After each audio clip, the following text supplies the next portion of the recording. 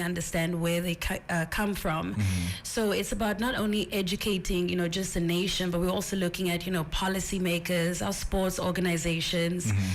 Sally Jason, the Marketing and Public Relations Officer for Rainbow Youth Foundation and Namibia Indigenous Sports. Now, they've been in pursuit of trying to get indigenous or traditional sport national recognition, and will be highlighting the importance of this great achievement and what it means for sport in Namibia. Sally, firstly, welcome to 99 FM. Thank you so much, Skrypt. And secondly, happy birthday. Thank you so much. How's the day?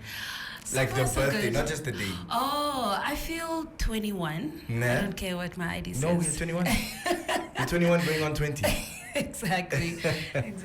Let's dive into this indigenous sport conversation. Just give us a brief overview of what the Rainbow Youth Foundation and Namibia Indigenous Sports is all about. Yeah.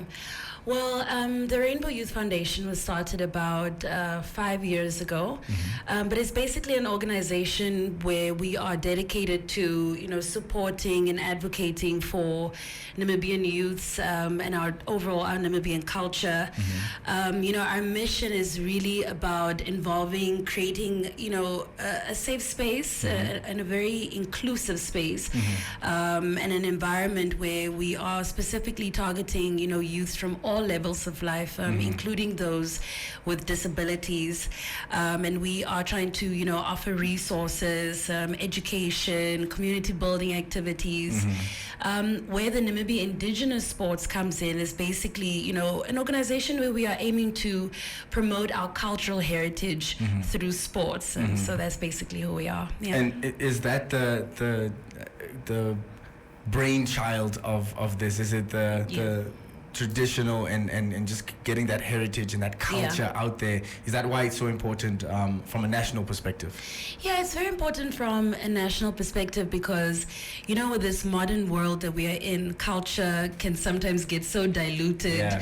And so we basically wanted to create this platform so that we can preserve our culture, and of course also empower people as well. We're in this ever-changing world, and if we can empower ourselves and at the same time also preserve our culture, then I think we're doing an amazing job. So what are some of the sports that you would say indigenous sports or indigenous games that have been transitioned into like national sports?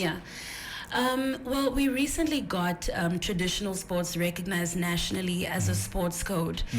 So we are talking about games like Amagus, we are looking at Ndota, we are looking at Owela, we're looking at Palki soccer. Those are just some of the few ones that we are, working on because we have so many cultures in our country, right? And we want to make sure, like I said, to be inclusive. So we're looking at adding more and more under that umbrella. And how does this begin to translate and affect schools or sports from a schooling perspective? Well, when it comes to the schools, one of our activities that we do is that we have a lot of schools that we try to sign up, and so we're creating extracurricular activities for the schools, and with that we have some trainers. Like I said, we are very inclusive, so we have people with disabilities and of course other youths from different levels of life, where we go to the schools, we take these activities, and not only are we playing the sport, but we're also trying to educate the children in terms of this is where this game came from, and this is why we were doing it, and this is why it's healthy for your body and your mind. So that's pretty much one of the things. And in terms of the challenges that you have faced in getting this nationally recognized, can you name some, or just think of some that you've come across? When we're looking at the challenges, I would probably say lack of awareness is one of them. And the reason why I say this is because we know a lot of these traditional sports, but it can also be misunderstood. Sometimes we don't really understand where they come from. So it's about not only educating, just the nation, but we're also looking at, policymakers, our sports organizations. I would also say resistance to change. That could also be one of them, because we have a lot of established sports organizations and systems, but a lot of them might be hesitant, to incorporate this new form of sports. We're also looking at infrastructure infrastructure and resources. Traditional sports might require specific facilities, equipment and resources. I would also probably say regulation is also one of them. Developing consistent rules, regulations, the safety measures, those things are also very important. And I think also at the same time respecting those cultural nuances can also be something. One of the other challenges would probably be documentation and research. Reason being because some traditional sports, they might lack comprehensive information, if I could put it like that, which makes it very difficult to present it. And it's really important for us to gather that, accurate information. Maybe perceptions of like the modern world.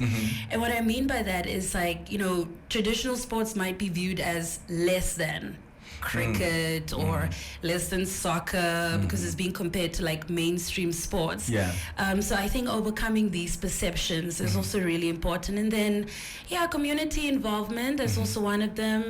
Government support, we also one of our challenges. And probably changing like societal dynamics, changing the lifestyles and trying to make it relevant to people in today's world. And all roads lead to a day of change. In steps the Indigenous Games Festival. That's true. Talk to me all about it. What can we expect for this festival? When, where, how? Well, we have an event coming up on the 27th of August at Palm Tree Park. It's going to be an Indigenous game tournament. So we're trying to get people like yourselves to bring your friends, join as a team. And then we just take part in all of these things, because it's also a learning experience for us. But it's also about just promoting it and, like I said, making it relevant. So we're really looking forward to having this event, just having a good time on a good Sunday. Also bringing in a lot of our stakeholders that we'd like to bring on board. So we're really hoping that we'll be able to showcase and make, traditional sports fun. What's your go-to traditional game?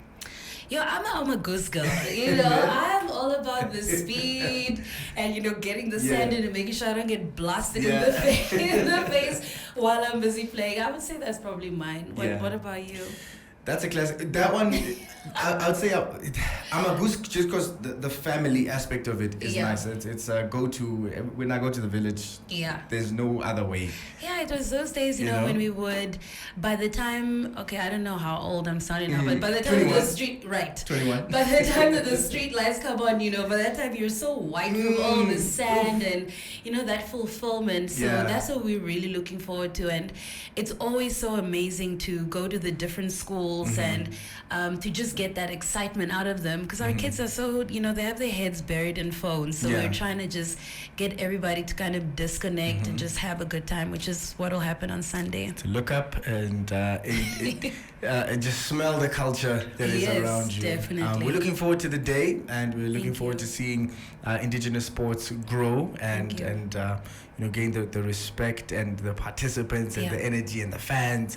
And we're looking forward to just being our childhood selves again, more than anything. I was told that you are supposed to wear shorts and sneakers tomorrow. That's all I have to say. You heard it here first. Thank you so much, Sally. And once again, happy birthday. Thank you so much. And we hope you enjoy the rest of the day. Thank you. If you're wondering who I am speaking to, Marketing and Public Relations Officer for Rainbow Youth Foundation and Namibia Indigenous Sports, Sally Jason. I'm actually curious. Do send this through on the 99 FM app, or you can call me 0613-834-84. What is your favorite Indigenous sport? 99 FM's Final Whistle.